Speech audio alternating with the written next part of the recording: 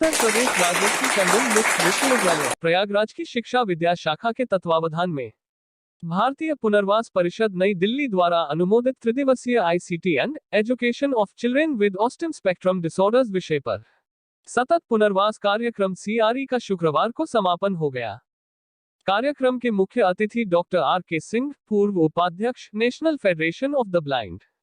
Prayagraj autism से पीड़ित बच्चों के कौशल को निखारने की आवश्यकता है। इसके लिए उन्हें प्रेरणा, प्रोत्साहन और सहयोग चाहिए। उन्होंने कहा कि दिव्यांग विद्यार्थियों के पठन पाठन में विशेष उपकरण और पाठ्य आधारित सहगामी क्रियाओं की आवश्यकता होती है। उन्होंने ब्रेल लिपि से संबंधित संग्रहालय को आज की आवश्यकता बताया। विश्वविद्यालय में इस तरह की सुविधा उत्पन्न होने से दृष्टिबाधित छात्र अपनी क्षमता का विस्तार कर सकते हैं। दृष्टि बाधित होना चुनौती नहीं, बल्कि यह कुछ कर दिखाने के लिए एक अवसर प्रदान करता है।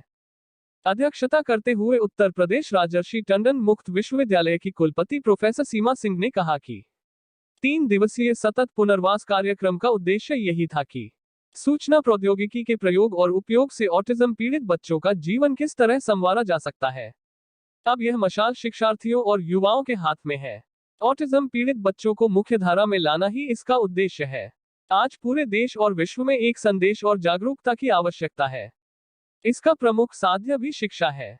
अतः विशेष शिक्षा के जरिए उन पीड़ितों की भावनाओं को पहचानना होगा और सभी दिव्यांगों, दृष्टिबाधित छात्रों को प्रेरणा एवं सहयोग प्रदान करना होगा।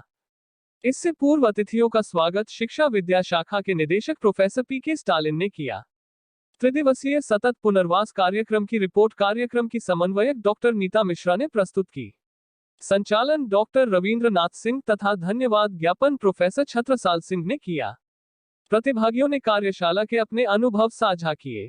कुलपति प्रोफेसर सीमा सिंह ने इस अवसर पर सभी प्रतिभागियों को प्रमाण पत्र वितरित किए।